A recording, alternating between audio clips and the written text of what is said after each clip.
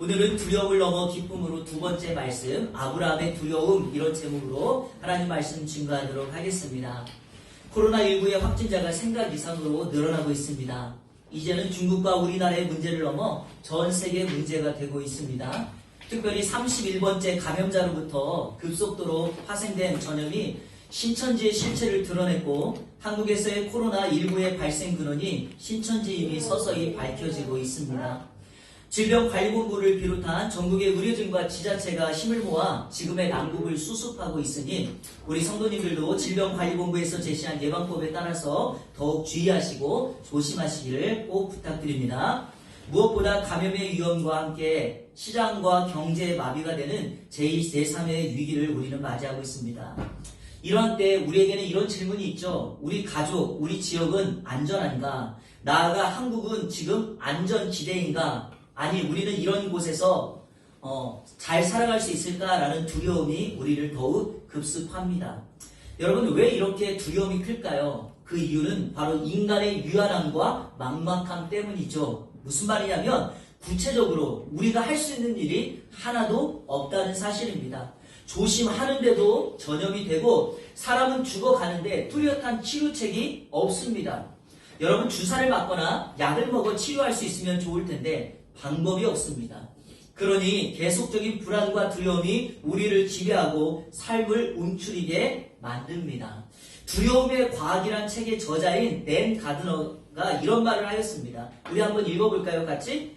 우리가 경험하는 두려움의 대부분은 사실에 근거한 것이 많지 않다. 매체에 의해 만들어진 것이며 실제가 아닌 것이 대다수이다. 이렇게 말했습니다. 우리가 갖는 두려움의 거의 대부분은 일어나지 않은 일에 대한 염려와 걱정입니다.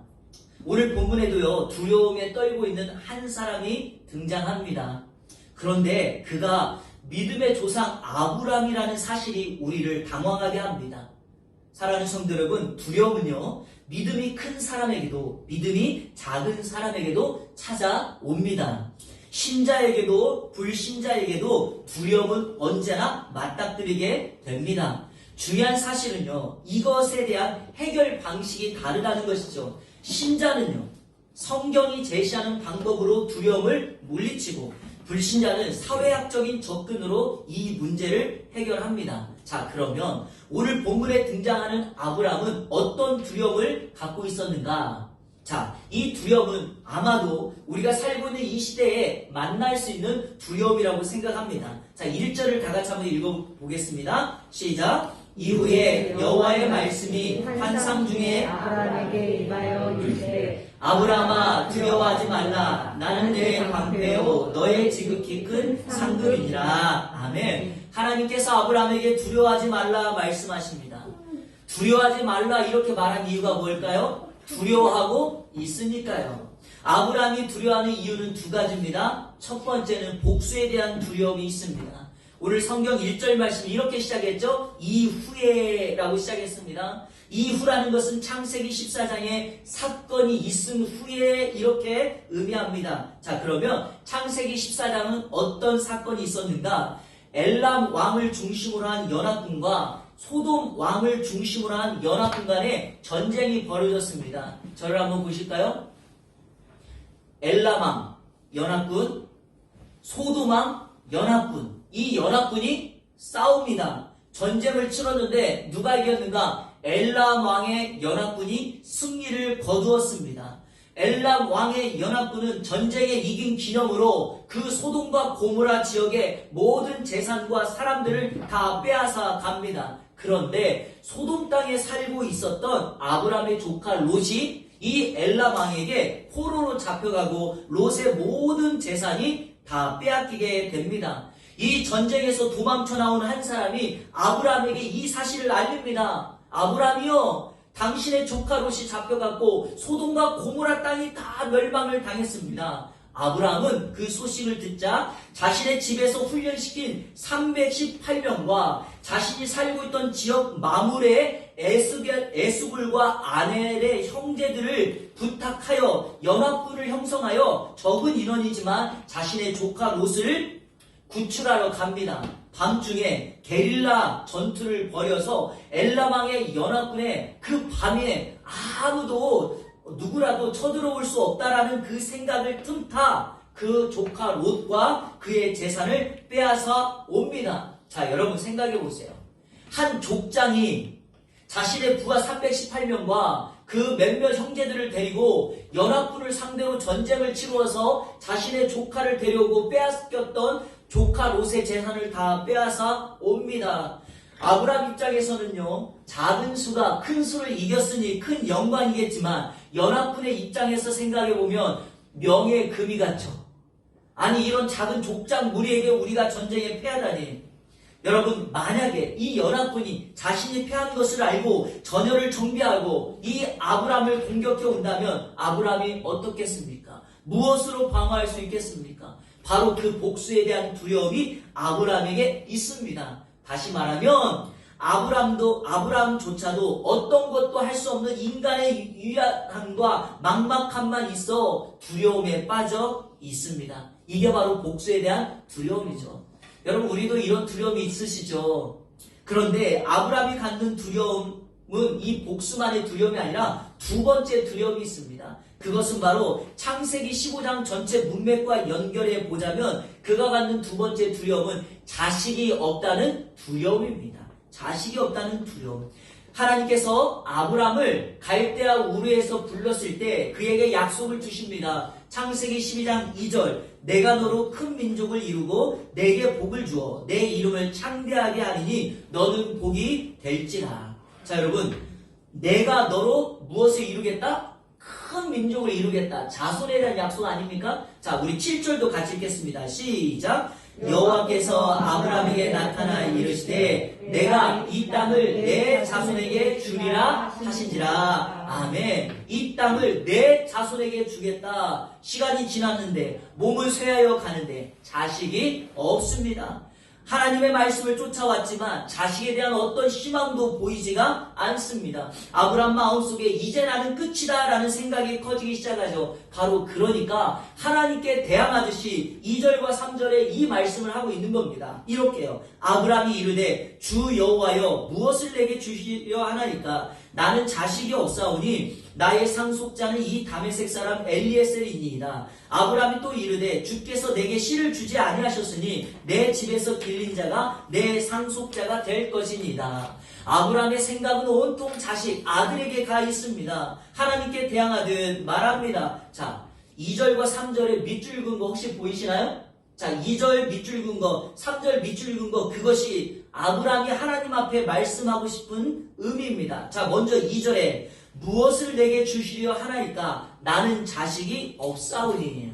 자, 여러분, 이 말을요 좀 쉽게 이야기하여 현대어 성경이라고 하는 성경에서 읽어보면 다음과 같이 되어 있습니다. 읽어볼까요? 주께서 내게 큰 상을 내리신다 한들 그게 내게 무슨 소용이 있겠습니까? 내게 여전히 자식 하나 없지 않습니까? 이해가 되십니까? 아니, 하나님이 나에게 이렇게 큰 재산 많이 줘도요, 큰 복을 받아도 소용이 없어요. 자식이 없는데 이게 무슨 소용이 있겠습니까? 이런 뉘앙스입니다. 이해되시죠, 여러분? 자식이 없는 상태에서는 어떤 것도 나에게는 복이 될 수 없다라고 말하고 있습니다. 자, 3절도 한번 보세요. 밑줄 긋은 것이 이거죠. 주께서 내게 씨를 주시지 아니하였다. 자, 여러분, 내게 씨를, 자식을 주지 않은 건 누구예요? 누가 주지 않았다고요? 하나님께서입니다. 하나님께서 안 줘서 지금 나의 상태가 이렇게 되었다는 겁니다. 모든 것을 하나님께 원인을 돌리고 있습니다. 아브라함의 마음을 충분히 우리는 이해할 수 있습니다. 그러나 아브라함이 한 가지 간과하고 있는 것이 있습니다. 하나님의 말씀이 분명하고 확실하다면 지금 아브라함에게 자식이 없는 것은 무슨 의미일까요? 아직 안 준 거예요. 안 준 게 아니라 아직 안 줬단 말이죠. 하나님이 아브라함에게 분명히 약속하셨다면 반드시 주실 거예요. 하지만 그때는 내가 선택하는 것이 아니라 하나님이 선택하는 것입니다. 하나님께서 아직 안 주신 거지 안 준 것이 아닙니다. 사랑하는 성도 여러분, 이게 오늘 우리가 믿음으로 받아야 될 하나님의 약속입니다. 하나님은 우리에게 말씀을 주실 때 왜 내가 기도했는데 안 주냐고 하나님 앞에 아브라함처럼 항변하고 대항할 수 있겠지만 하나님은 우리에게 이렇게 말씀합니다. 내가 그 응답 줄 텐데 아직 안 준 거야. 여러분, 그러면 왜 하나님께서 아직 아브라함에게 안 주셨을까요? 바로 믿음을 성숙시키고 성장시키기 위함이죠. 왜냐하면 아브라함의 인생의 여정에 아브라함은 지금보다도 더 큰 갈등과 문제를 만나게 될 것인데 지금 이 문제에서 자신의 신앙을 성숙시키지 않는다면 이후에 문제와 갈등을 만났을 때 그는 결코 믿음의 조상으로 설 수가 없습니다. 사랑하는 성도 여러분, 이런 의미에서 하나님이 저와 여러분에게 맞닥뜨려주는 문제와 삶의 갈등이 있다면 그것은요, 나를 쓰러뜨리고 넘어뜨리는 게 아니라 내 인생 살아가는 그 동안에 주님 닮아 신앙 성숙시켜 앞으로 어떤 문제와 난관이 있더라도 두려움을 넘어 기쁨의 삶을 살게 하고 우리 인생에 찾아오는 어떤 어려움 속에서도 하나님의 예비하신 은혜와 축복을 경험하게 될 줄로 믿습니다. 이번 한 주간 하나님의 말씀을 준비하고 묵상하면서 제 마음속에 들었던 생각은 이것입니다. 우리의 신앙의 선배들을 생각해 보았습니다. 인생에 가져왔던 우리나라의 그 어려운 난관 속에서도 고난 속에서도 믿음의 선배들은 끝까지 신앙을 지켰습니다. 하지만 이것 때문에 우리가 또 위축될 필요가 없는 것은 우리가 사회에 선한 영향력을 끼치기 위하여 나라와 이 지역사회를 함께 섬기는 이웃사랑의 실천의 마음으로 우리가 이런 사태를 해결하기 위하여 교회가 이웃사랑의 실천으로 동참하는 것은 참 옳고 바른 일입니다. 하지만 우리의 마음 중심이 그것에 빼앗겨서 예배하는 일에, 아니 주님을 섬기고 주님을 사랑하는 일에 우리가 등한시한다면 여러분, 그것이 바른 신앙인의 모습일까? 저는 그건 아니라고 생각합니다. 그래서 우리가요, 또 하필이면 제가 또 이러한 때 두려움이라는 설교를 시리즈로 하고 있는데 반드시 이번 설교를 통하여, 이번 시리즈를 통하여 여러분에게 찾아오는 두려움을 넘어서서 기쁨의 삶으로 만들어야 될 줄로 믿습니다. 그런 마음을 가지고 이번 한 주간 동안 말씀을 묵상하다가 예배에 대한 더 뜨거운 마음과 소원이 생겼습니다. 비록 환경은 어렵지만 이러한 때 우리가 같은 마음으로 하나님을 예배할 수 있다면 이 시간이 얼마나 큰 축복일까? 그런 마음을 생각해 보았습니다. 이런 마음이 동일한 여러분의 마음 되시고요. 우리 이 마음을 가지고 하나님 앞에 나아가는 예안의 모든 성도님들 되시기를 우리 주 예수 그리스도의 이름으로 축복합니다. 자, 그러니까 여러분, 두려움은 이러한 사람을 위축되게 하니까 반드시 해결해야 되는데, 그렇다면 하나님께서 아브라함에게 가졌던 두려움을 해결하기 위한 하나님의 처방책이 무엇일까요? 세 가지가 있습니다. 오늘 그 처방적 세 가지로 우리 함께 살펴보며 여러분의 인생에 찾아오는 두려움을 능히 물리치는 동일한 은혜가 있기를 주님의 이름으로 축복합니다. 첫째로, 하나님께서 자신의 성품을 아브라함에게 계시해 주십니다. 자신의 성품을 계시해 주십니다. 위기와 두려움의 순간에 하나님께서 누구신가, 하나님은 어떤 일을 하셨는가를 아는 것은 이 문제를 해결하는 가장 큰 열쇠가 됩니다. 하나님께서는 두려움의 상황과 그 두려움의 환경 속에서 우리를 떠나지 않고 함께 하신다는 약속을 하십니다. 그 하나님을 안다는 것은 그 약속을 내가 붙잡는다는 거죠. 그래서 오늘 1절 하반절 이렇게 성경이 기록되어 있습니다. 같이 한번 읽어볼까요? 나는 내 방패요 너의 지극히 큰 상급이니라. 아멘. 복수의 두려움, 위기의 어려움 속에 있는 아브라함에게 가장 필요하고 적절한 타이밍의 말씀 아닙니까? 엘라방의 연합군이 복수하려고 하는 이때 하나님께서 아브라함에게 나타나 이렇게 말합니다. 내가 너의 방패가 되어주겠다. 여러분, 방패라는 것은요, 당시 전쟁할 때 둥근 원형의 왼손에 쥐는 무기입니다. 이 방패는요, 보호자가 되어주겠다는 의미입니다. 보호자. 하나님께서 아브라함에게 보호자가 되겠다는 것은 저와 여러분의 보호자가 되어주겠다는 말씀과 동일합니다. 그런데요, 이 보호자라는 말에 담겨져 있는 의미가 또 하나가 있어요. 그게 뭐냐? 내가 친히 싸우시겠다는 거예요. 영적인 싸움은 내가 싸우는 것이 아니라 하나님이 싸워주십니다. 하나님이 우리를 위하여 싸우시면 누가 능히 하나님을 대적하고 이길 수가 있겠습니까? 어린 다윗이 나가 싸워도 만군의 여호와의 이름으로 나가면 거대한 골리앗 장수 그는 여지없이 무너지게 될 줄로 믿습니다. 이번 한 주간 하나님이 저와 여러분의 방패가 되어주시기를 주님의 이름으로 축복합니다. 하나님은 아브라함에게 이렇게 말합니다. 내가 너의 지극히 큰 상급이다. 이 상급이라는 말은요, 보상, 임금이라는 말이에요. 노동자의 임금입니다. 그런데 이게 무슨 의미입니까? 이런 의미죠. 하나님이 아브라함에게 아브라함아, 내가 너의 상급이야. 너가 지금 자식을 원하고 있지만 나만 있으면 되지 않겠니? 내가 해결해 주지 않겠니? 여러분, 이런 의미 아니겠습니까? 하나님이 아브라함을 떠나지 않는다면 아브라함의 필요를 우리 주님께서 다 채워주시지 않겠습니까? 그러므로 우리에게 필요한 것은 두려워하지 말고 믿음의 결단과 행동으로 하나님 앞에 나아간다면 하나님께서 반드시 우리의 믿음의 값을 갚아 주실 것입니다. 우리의 믿음이 크면 클수록 하나님께서 주시는 상급, 보상 또한 클 것입니다. 할렐루야! 감동되지 않나요? 저는 이 문장을 쓰면서 그렇구나. 이 문장 한 문장 우리 성도들에게 꼭 전해야 되겠다. 한번 따라해볼까요? 우리의 믿음이 크면 클수록 하나님께서 주시는 보상 또한 크다. 아멘. 문제는 나의 믿음 없음이죠. 하나님의 자기 계시에도 아브라함이 계속해서 두려웠던 이유가 무엇일까요? 바로 환경을 더 크게 보았기 때문이죠. 하나님은 작아 보인다는 것 아니겠습니까? 자, 여러분, 이 사진을 한번 보실까요? 뱀잡이 수리새를 알고 계십니까?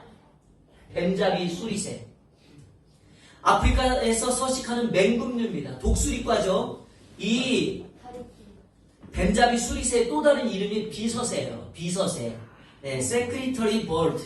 무슨 말이냐면 이 귀에요, 연필을 꽂고 있는 것과 같아서 비서 같다라고 해서 이 새의 닉네임이 비서새입니다.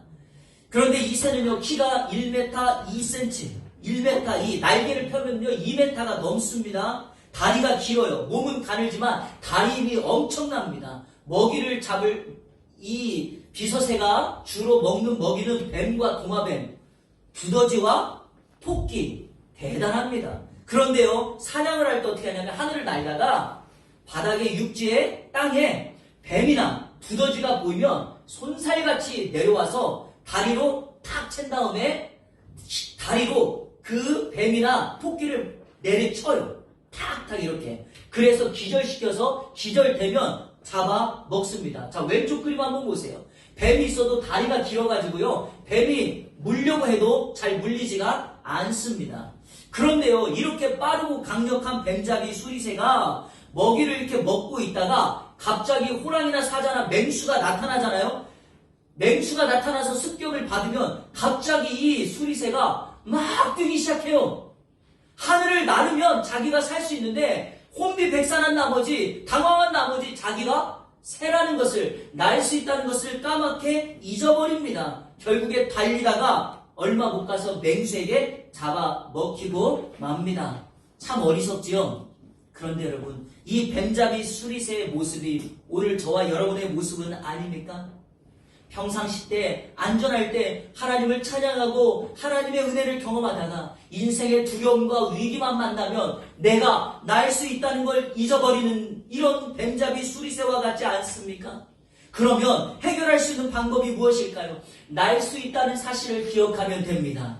우리가 하나님을 기억하고 하나님을 바라보며 살 수 있다는 것을 우리가 기억하면 됩니다. 환경이나 두려움에 함몰되지 않고 우리의 방패와 상급 되시는 하나님을 기억하며 그 하나님을 바라보고 살아간다면 우리 인생에 결코 두려움은 우리를 엄습하지 못하게 될 것입니다. 이번 한 주간 그 하나님, 우리에게 방패와 상급이 되어주시는 하나님을 바라보며 이번 한 주간 승리의 삶을 살아가는 저와 여러분 다 되시기를 우리 주 예수 그리스도의 이름으로 축원합니다. 둘째로, 두려움을 이길 수 있는 하나님의 초강전. 두 번째는 하나님께서 약속을 재확인시켜준다는 겁니다.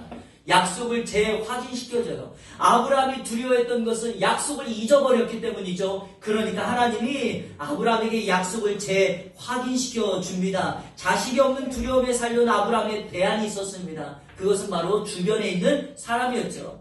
사랑하는 성도 여러분, 하나님보다 환경이나 사람이 더 커 보이면 하나님이 안 보이니까, 사람만 보이니까 그 사람을 신뢰하고 의지하게 되어 있습니다. 자, 다른 한편으로 말씀드려 볼게요. 아브라함이 목숨을 걸고 조카 롯을, 연합군을 상대해서 구해온 목적이 뭘까요? 지금 이 말씀을 근거대로 본다면 혹시라도 롯이 나의 상속자가 아닐까라는 생각이 큰 겁니다. 그러니까 내가 목숨을 걸고서라도 이 조카 롯을 살려와야 되겠다. 왜? 내가 만약에 자식이 없다면 나의 모든 것이 조카 롯이 나의 상속자로서 재산을 다 이어받아야 될 거니까요.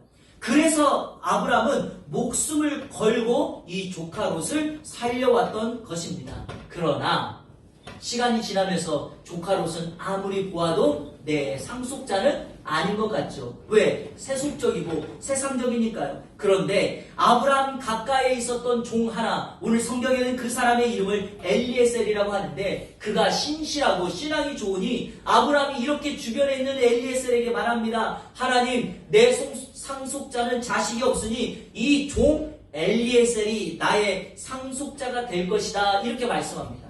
그런데 여러분, 하나님께서 아브라함에게 아니다.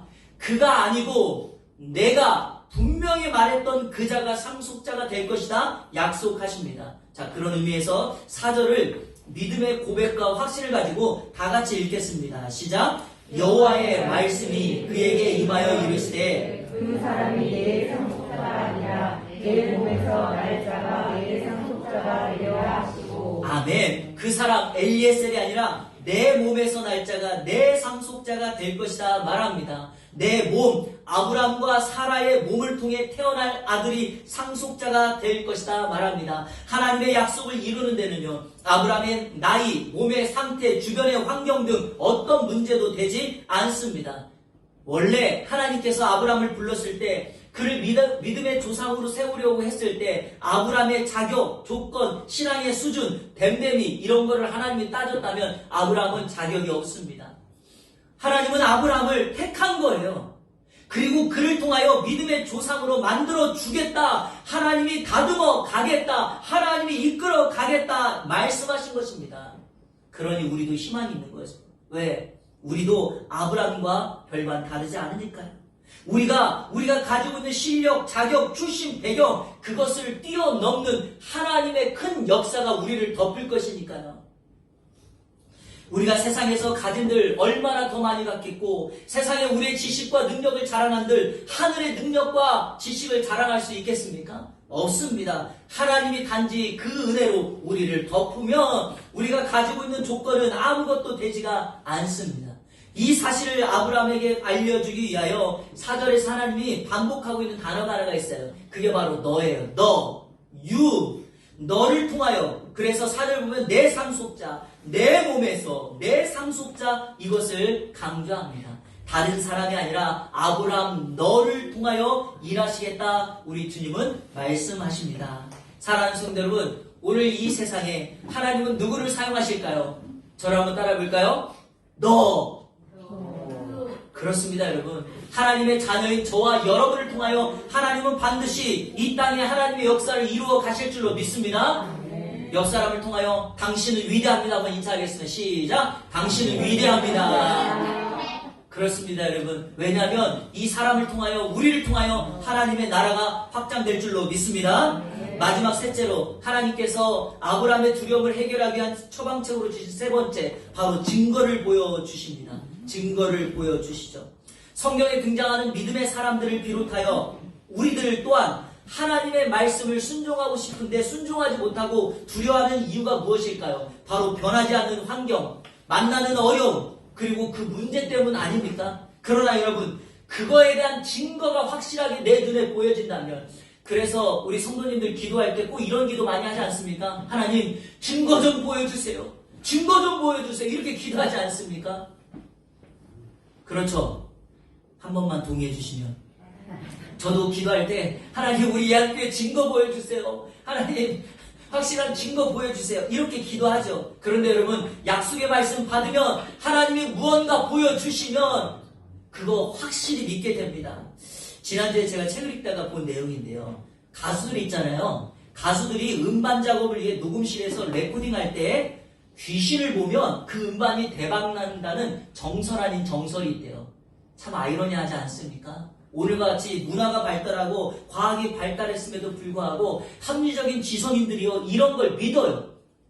그리고 어떤 사람은 안 봤는데도 또 봤다고 말하는 사람도 있다는 거죠. 사람 여러분, 왜 이런 생각을 갖고 왜 이런 걸 믿을까요? 미래에 대한 불안함이죠. 내가 지금 작업하고 있는 이 음반이 대박 날지 쪽박 날지 모르니까요. 내 미래에 대한 막연한 두려움 때문에 정말 확실하지 않지만 그 대상을 의지하고 있는 것 아닙니까? 문제는 사단이 이 사실을 너무나 잘 알고 있다는 사실이죠. 그러니까 여지없이 우리를 공격하는 것입니다. 하나님은 두려움에 흔들리는 아브라함 너무나 잘 알기에 그에게 증거를 하나 보여줍니다. 그 증거가 뭔가 그를 데리고 나갑니다. 자, 5절. 그를 이끌고 밖으로 나가 이르시되 하늘을 우러러 무뼈를 살 수 있나 보라. 또 그에게 이르시되 내 자손이 이와 같으리라. 아멘. 하늘의 별을 보게 합니다. 살 수 있겠니? 여러분 어떻게 셉니까? 못 세죠. 내 자손이 이와 같을 것이다 말씀합니다. 사실 어떤 면에서요, 이것도 좀 당황할 수 있는 말이죠. 차라리 아브라함아 10명 주겠다, 100명 주겠다 이렇게 말하면 더 확실할 텐데 왜 하나님은 하늘의 무뼈를 보여주면서 내 자손이 이와 같을 것이다 말했을까요? 기억하십시오. 하나님의 약속은 지금 아브라함 그때만 이루어지는 것이 아니라 아브라함 이후에 오고 오는 모든 세대까지 이 약속을 주셨던 것입니다. 그리고 그 약속이 오늘 예배하는 저와 여러분에게 동일하게 이루어지는 줄로 믿습니다. 그래서 조금 전에 여러분에게 말씀드렸던 창세기 12장에 너로 큰 민족을 이루겠다. 땅의 모든 족속이 너로 말미암아 복을 받을 것이다. 이것이 오늘 하나님의 자녀된 우리 아브라함의 자손된 영적 자손된 우리를 통하여 동일하게 이루어지고 있는 줄로 믿습니다. 아브라함의 이 세 가지 하나님이 주신 처방전을 보고 아브라함이 다음과 같이 반응합니다. 자, 우리 6절 다 같이 읽겠습니다. 시작. 아브라함이 여호와를 믿으니 여호와께서 이를 그의 의로 여기시고 아멘. 그렇습니다, 여러분. 하나님을 믿습니다. 그리고 하나님은 그의 믿음을 의로 인정해 주십니다. 말씀을 맺겠습니다. 오늘 설교의 결론을 성경에 등장하는 한 사건을 소개하며 오늘 설교를 마무리하겠습니다. 그 사건은 구약성경 다니엘 3장에 등장하는 사건입니다. 다니엘의 세 친구 사드락, 메삭, 아벳느고에게 닥친 사건입니다.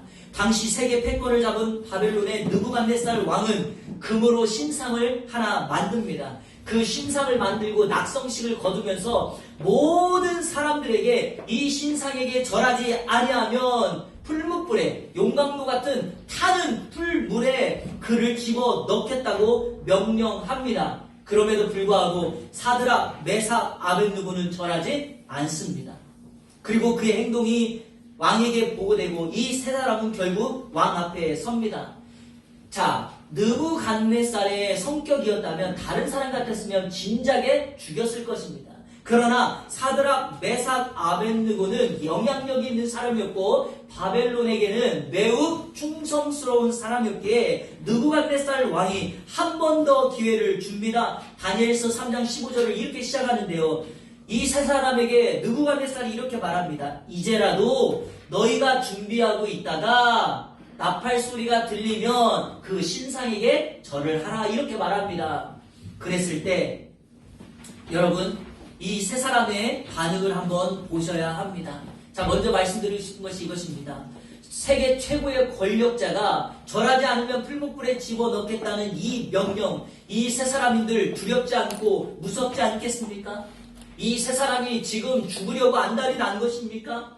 이 세 사람은 고향을 빼앗겨 유다에서 바벨론의 포로로 잡혀온 포로민일 뿐입니다. 이민을 온 것입니다. 외국에 살고 있는 것입니다. 누구 한 사람 나를 지켜줄 수 없는데 여기까지 온 것도 입신양명 승승장구해서 여기까지 왔는데 이 왕의 신상에게 절하지 않으면 모든 것을 빼앗기고 잃어버릴 지금 그 상황에 놓였는데 왜 두렵지 않겠습니까? 그러나 다니엘 3장 17절 18절 우리 다 같이 읽겠습니다. 시작. 왕이여 우리가 섬기는 하나님이 계시다면 우리를 맹렬히 타는 풀무불 가운데에서 능히 건져내시겠고 왕의 손에서도 건져내시리이다. 그렇게 하지 아니하실지라도 왕이여 우리가 왕의 신들을 섬기지도 아니하고 왕이 세우신 금신상에 절하지도 아니할 줄 아옵소서. 아멘. 세 사람은 고백합니다. 하나님께서 우리들을 능히 살려주실 것입니다. 여러분, 이것도 은혜예요. 믿음입니다. 그런데 우리를 더 감동시킨 것은 그렇게 하지 아니하실지라도 하나님이 우리를 마땅히 살려주실 것인데 만약에 하나님이 우리를 살려주지 않는다 할지라도 우리는 그렇게 하지 않겠습니다. 무엇이 이 세 사람으로 하여금 이 두려움과 위기의 순간에 타협하지 아니하고 하나님께 믿음을 고백할 수 있겠습니까? 이유는 딱 하나입니다. 하나님에 대한 절대적인 신뢰, 바로 그 하나님이 이 세 사람을 지키고 있기 때문입니다. 자신의 조상들, 유다는요, 조상들의 죄로 인하여 나라가 멸망하였고 자신들은 바벨론의 포로로 잡혀왔지만 우리가 믿고 있는 하나님은 여전히 살아계시고 동일한 하나님이며 유다만이 아니라 바벨론에서도 우리를 지키시는 하나님인 것을 이 세 사람이 신뢰하고 있었기 때문에 아무리 인생에 두려움이 찾아온다 할지라도 그 두려움에 타협하지 아니하고 이 하나님을 신뢰하였던 것입니다. 사랑하는 여러분, 이 하나님을 향한 신뢰가 두려움을 몰아냅니다. 이 신뢰가 그들에게 용기를 가져다 줍니다. 이 하나님에 대한 신뢰가 하나님의 역사를 이룹니다. 그리고 반드시 이 하나님을 향한 신뢰가 이들을 살려낼 줄로 믿습니다. 이번 한 주간 하나님을 향한 능력의 하나님을 향한 이 신뢰함으로 두려움을 넘어 기쁨으로 이번 한 주간을 살아가는 우리 이 안에 모든 성도님들 되시기를 우리 주 예수 그리스도의 이름으로 축원합니다. 아멘. 아멘. 우리 시간 함께 찬양하고 결단하도록 하겠습니다. 다니엘 3장 이 말씀을 배경으로 만들어진 이 찬양의 고백입니다. 그리 아니하실지라도 여러분 언젠가는 이러할 때가 와요. 그리 아니하실지라도 나의 믿음과 신앙을 고백할 때가 옵니다. 그때 우리는 능력, 신실하신 하나님, 그 하나님을 신뢰하면 하나님이 반드시 우리를 건져내시고 인도해 주실 줄로 믿습니다. 그 은혜가 있기를 축복합니다.